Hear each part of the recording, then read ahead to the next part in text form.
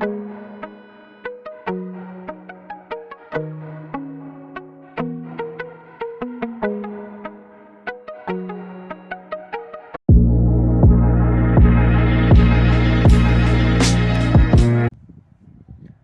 दोस्तों, एक बार फिर से स्वागत है आप सभी का आपके अपने चैनल टारगेट एट 1 पे। मैं हूं अमृता और आज जिस टॉपिक पे हम चर्चा करने जा रहे हैं वो है टीजीटी बायोलॉजी का टॉपिक ब्रायोफाइट्स। और ब्रायोफाइट्स के स्टडी के क्रम में हमने सबसे पहले क्लासिफिकेशन, उसके बाद फिर हमने इकोनॉमिकल और इकोलॉजिकल इम्पोर्टेंस ऑफ ब्रायोफाइट्स के बारे में स्टडी किया था, और फिर हमने रिक्सिया के वेजिटेटिव स्ट्रक्चर के बारे में थोड़ा सा स्टडी किया था, और फिर हमने रिप्रोडक्शन के बारे में, यानी जो रिप्रोडक्टिव स्ट्रक्चर्स हैं रिक्सिया के, उसके बारे में स्टडी किया था। ठीक है, तो आज हम बात करने वाले हैं रिक्सिया की, जो कि एक ब्रायोफाइट है, उसके ये सेक्सुअल रिप्रोडक्शन के बारे में। ठीक है, तो अगर आपने पहली वीडियो नहीं देखी है जिसमें हमने रिप्रोडक्टिव पार्ट्स के बारे में डिस्कशन किया था, तो प्लीज़ जा करके देख लें, क्योंकि बहुत ही ज़्यादा हेल्प करेगी आपको ये जो टॉपिक है समझने के लिए। ठीक है, तो आज की वीडियो में हम बात करने वाले हैं एसेक्सुअल रिप्रोडक्शन इन रिक्सिया। ठीक है, और जो हमारी पार्ट 2 होगी उसमें हम बात करेंगे सेक्सुअल रिप्रोडक्शन इन रिक्सिया के बारे में। तो चलिए स्टार्ट करते हैं आज का टॉपिक। लेकिन स्टार्ट करने से पहले एक जनरल इन्फॉर्मेशन आप सभी दोस्तों के लिए, कि अगर आप भी हमारे साथ मिल करके according to syllabus TGT biology की प्रिपरेशन करना चाहते हैं तो ज़रूर सब्सक्राइब करें हमारा यूट्यूब चैनल टारगेट एट 1। और अगर आप हमारे साथ टेलीग्राम के माध्यम से इंटरेक्ट होना चाहते हैं, पीडीएफ स्टडी मटेरियल या फिर क्वेश्चनर अटेंड करना चाहते हैं, तो ज़रूर जुड़ें हमारे टेलीग्राम चैनल के साथ में, जिसका लिंक आपको डिस्क्रिप्शन बॉक्स में मिल जाएगा। इसके अलावा टीजीटी बायोलॉजी से रिलेटेड जितने भी बॉटनी के टॉपिक्स हैं उन्हें आप हमारी बॉटनी के प्लेलिस्ट में जा कर के देख सकते हैं। वहाँ पर आपको सारी वीडियोस मिल जाएंगी, उनसे रिलेटेड टॉपिक्स मिल जाएंगे जो टीजीटी बायोलॉजी के बॉटनी सेक्शन के लिए इम्पॉर्टेंट है। और बिल्कुल सीक्वेंशियली यानी अकॉर्डिंग टू टॉपिक हम एक एक टॉपिक कवर कर रहे हैं टीजीटी बायोलॉजी का, और उसी क्रम में आज हम रिक्सिया के एसेक्सुअल रिप्रोडक्शन के बारे में पढ़ेंगे। और सीक्वेंशियली ऐसे ही जब बॉटनी का सेक्शन पूरा खत्म हो जाएगा, then after we will move to the next section, that is zoology. ठीक है, तो चलिए, ये तो थी जनरल सी बात है जिसके द्वारा आप अपने तैयारी के स्तर को और भी ज़्यादा व्यापक बना सकते थे। चलिए अब आज के टॉपिक के ऊपर स्टडी करने के लिए चलते हैं। तो दोस्तों आज का हमारा टॉपिक है एसेक्सुअल रिप्रोडक्शन इन रिक्सिया।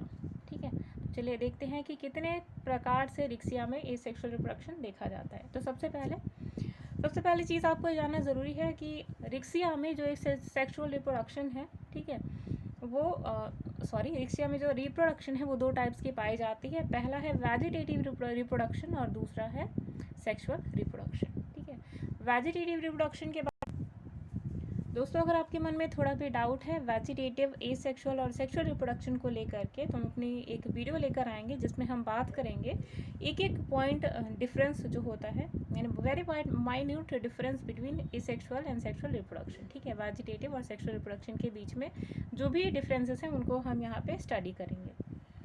तो फिलहाल हम आज के टॉपिक को कवर करते हैं जो है एसेक्सुअल रिप्रोडक्शन इन रिक्सिया। ठीक है, तो सबसे पहले हम बात करेंगे वेजिटेटिव रिप्रोडक्शन के बारे में, जो कि सेक्सुअल रिप्रोडक्शन है जो देखा जाता है रिक्सिया में। ठीक है, पहली चीज़ कि जो वेजिटेटिव मल्टीप्लिकेशन है थैलस का, वो 5 जो मेथड्स हैं रिक्सिया के अंदर वो देखे जाते हैं, यानी कि कुल 5 मेथड्स के द्वारा जो रिक्सिया है वो वेजिटेटिवली रिप्रोड्यूस करता है। ठीक है, इसी क्रम में जो पहला है दोस्तों, जिसमें है progressive death and decay of the older parts of the thallus.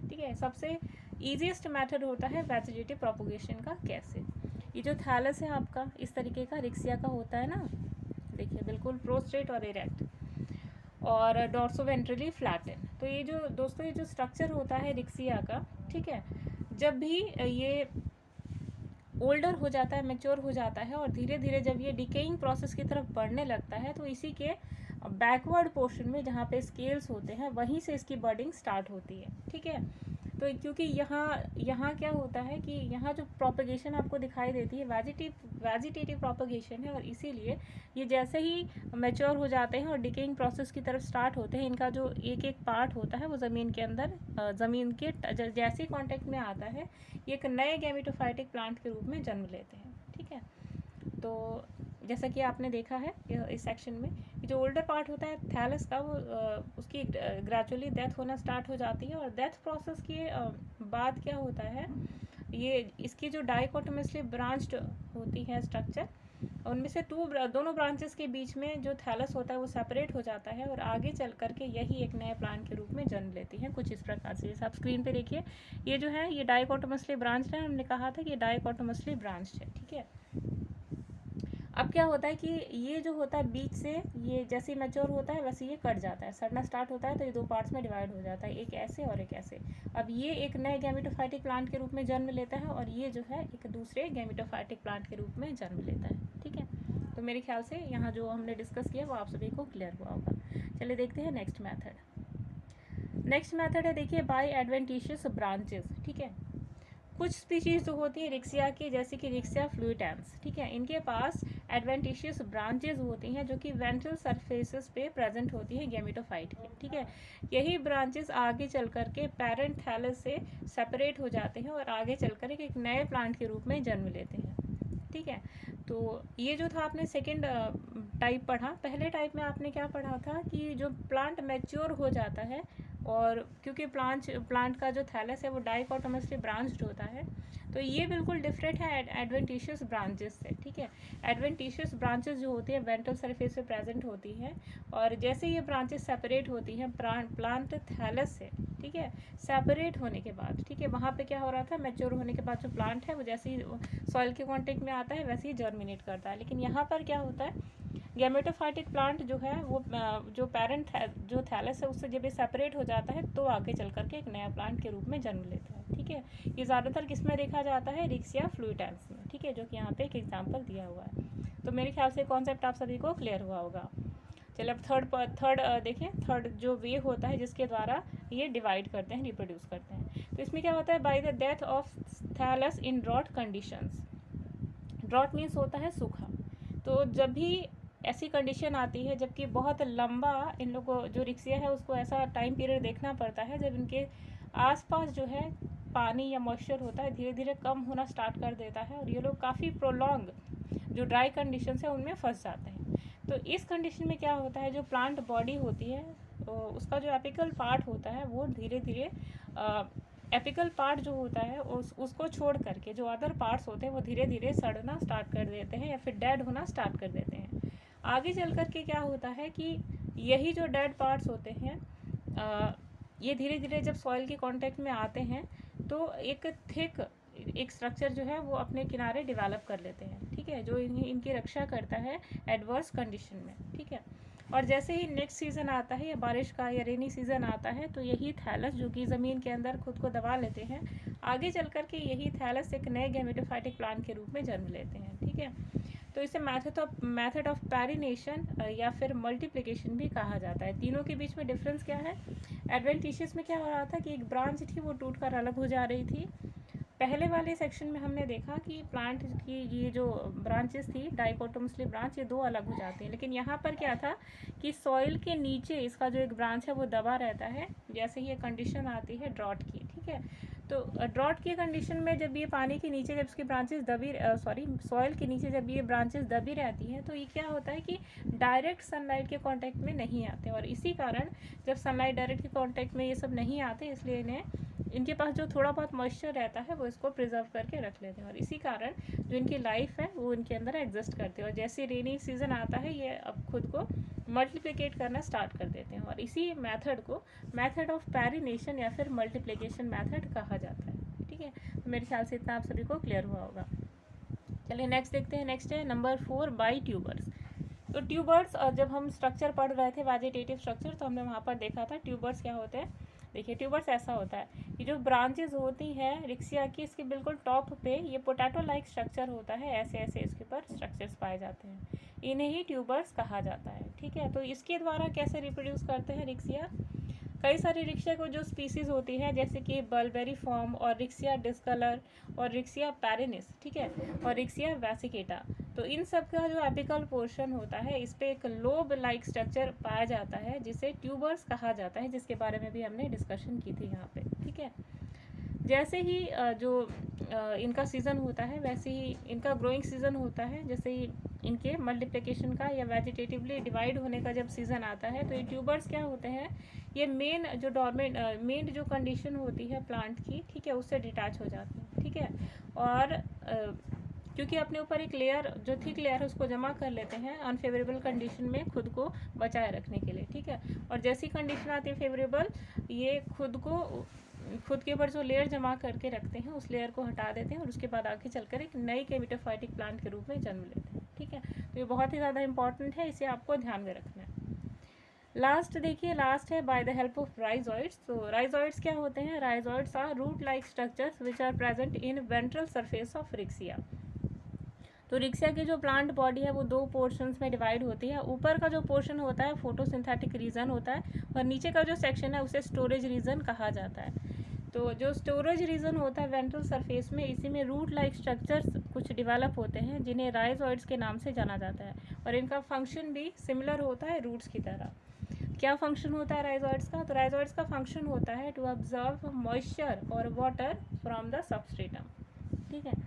तो ये जो रिक्सिया के जो राइजोइड्स होते हैं बेसिकली दिखाया जाता है रिक्सिया ग्लोकैका में, ठीक है। तो जैसे ही राइजोइड्स जो होते हैं वो डिवाइड करना स्टार्ट कर देते हैं रिपीटेडली और आगे चलकर एक सेलुलर मास जो है उसका डेवलपमेंट करते हैं। यही सेलुलर मास आगे चल करके इनके अंदर जो सेल होती हैं उनमें क्लोरोप्लास्ट प्रेजेंट होता है जिनके अंदर कैपेबिलिटी होती है एक न्यू थैलस को जन्म देने की, ठीक है। तो मेरे ख्याल से राइजोइड्स का था वो कॉन्सेप्ट आप सभी को क्लियर हुआ। अगर नहीं समझ हुआ आता है तो चलिए एक बार फिर से उसको रिवाइज कर देते हैं। ये जो है थैलस है रिक्सिया का, ठीक है। वेंट्रल सरफेस में राइजोइड्स हैं, ठीक। ये राइजोइड्स धीरे धीरे डिवाइड करना स्टार्ट कर देते हैं 2 से 4, 4 से 8 और धीरे धीरे इनके अंदर सेप्टा की फॉर्मेशन होने लगती है। यही जो राइजोइड्स आगे चल करके एक सेलुलर मास के रूप में ऐसे गुच्छे की तरह बन जाते हैं और यही जो गुच्छा है जब सॉइल के सबस्ट्रेटम के अपर सरफेस में आता है तो आगे चल करके एक रिक्सिया की नए थैलस के रूप में ये डेवलप करता है। तो यही जो प्रोसेस है ये कहलाता है कि रिप्रोडक्शन बाय राइजोइड्स। तो मेरे ख्याल से हमने आज जितने भी 5 मेथड्स पढ़े थे रिप्रोडक्शन के वो सभी क्लियर हुए होंगे आप सभी को। तो यहाँ पे ख़त्म करते हैं अपनी वीडियो को, लेकिन 5 मिनट का रिकैप करते हैं जिसके द्वारा हम अपने कॉन्सेप्ट को और ज़्यादा क्लियरली समझ सकते हैं। तो चलिए पहले मेथड को देखते हैं। तो रिक्सिया के वेजिटेटिव रिप्रोडक्शन में जो पहला मेथड होता है वो होता है by the progressive death and decay of the older parts of the thallus. यानी कि जो पुराना थैलस का ये जो पेरेंट बॉडी है जब ये पूरे तरीके से डिके हो जाती है तब इनकी जो डेथ के बाद जो प्लांट होता है जैसे सबस्ट्रेटम के कांटेक्ट में आता है तो नए प्लांट के रूप में जर्मिनेट करता है। दूसरा देखिए bye the help of adventitious branches. तो कुछ स्पीशीज़ जो होती हैं जैसे कि रिक्सिया फ्लूटेंस, उनके अंदर एडवेंटिशियस ब्रांचेस पाई जाती हैं जो कि वेंट्रल सरफेस पे प्रेजेंट होते हैं गेमेटोफाइट के। यही ब्रांचेस आगे चल करके जब पेरेंट थैलस से सेपरेट हो जाती हैं तो एक नए प्लांट के रूप में जन्म लेती हैं और यही जो है वेजिटेटिव रिप्रोडक्शन कहलाएगा एडवेंटिशियस ब्रांचेस के द्वारा। नंबर 3 देखिए, जैसे ही सूखी की कंडीशन आती है तो रिक्सिया का जो गेमेटोफाइट है वो सॉइल के अंदर खुद को दबा लेता है या सॉइल के अंदर ये खुद को सेव करके रख लेता है, ठीक है। या इनके ऊपर सॉइल की जो लेयर है वो जमा हो जाती है तो जिससे ये डायरेक्ट सॉइल की सनलाइट के कांटेक्ट में नहीं आते और खुद को सूखने से या मॉइस्चर को जो है मॉइस्चर के लॉस से खुद को बचा लेते हैं। और यही कंडीशन इनको आगे चल करके जैसे ही रेनी सीज़न आता है इनके पास जो थोड़ा बहुत मॉइस्चर होता है उसके सहारे ये जीवित रहते हैं और जैसे ही कंडीशन ख़त्म होती है और अच्छा फेवरेबल सीज़न आता है रेनी सीज़न तो यहाँ पे वो डिवाइड करना स्टार्ट कर देते हैं और यही जो होता है उसे मल्टीप्लिकेशन या फिर मेथड ऑफ पैरिनेशन बोला जाता है। चलिए थर्ड नंबर देखें, bye the help of tubers. तो ट्यूबर्स जो होते हैं रिक्सिया के ऊपर बिल्कुल इस टाइप के पोटैटो लाइक स्ट्रक्चर होते हैं, ठीक है। तो यही जो स्ट्रक्चर्स हैं ट्यूबर्स वो पाए जाते हैं बल्बीफेरा में, डिस्कलर में, पैरिनस में और वेसिकेटा जो स्पीशीज़ हैं रिक्सिया की उनमें, ठीक है। तो यही लोब लाइक स्ट्रक्चर जो होते हैं आगे चल करके जब ग्रोइंग सीजन में ये खुद को प्लांट बॉडी से अलग कर लेते हैं और जैसे अनफेवरेबल कंडीशन ख़त्म होती है अपनी लेयर में ऊपर ये सब एक अपनी जो ट्यूबर है इसके ऊपर एक मोटी लेयर को जमा कर लेते हैं और जैसे ही फेवरेबल कंडीशन आती है ये खुद को एक नए प्लांट गेमेटोफाइट के रूप में या नए थैलस के रूप में जर्मिनेट करते हैं। लास्ट देखिए bye the help of rhizoids. So rhizoids लगातार डिवाइड करना स्टार्ट कर देते हैं और एक सेलुलर मास के रूप में ये डेवलप करते हैं आगे चल करके और यही सेलुलर मास जब ये सबस्ट्रेटम के ऊपर सरफेस की ऊपर लेयर में आता है या उसके कांटेक्ट में आता है तो ये नए रिक्सिया के थैलस के रूप में या गेमेटोफाइट के रूप में जन्म लेता है। ठीक है। तो यहाँ पे हमने 5 जो वेज होते हैं रिप्रोडक्शन के, वेजिटेटिव रिप्रोडक्शन के, हमने डिस्कस कर लिया। तो मेरे ख्याल से सभी आप सभी को क्लियर हो गए होंगे। चलिए मिलते हैं नेक्स्ट वीडियो में, जो कि और भी ज़्यादा कॉन्सेप्चुअल होगी और इम्पॉर्टेंट होगी आप सभी के लिए। तब तक के लिए मृदा को दीजिए इजाज़त। Bye bye.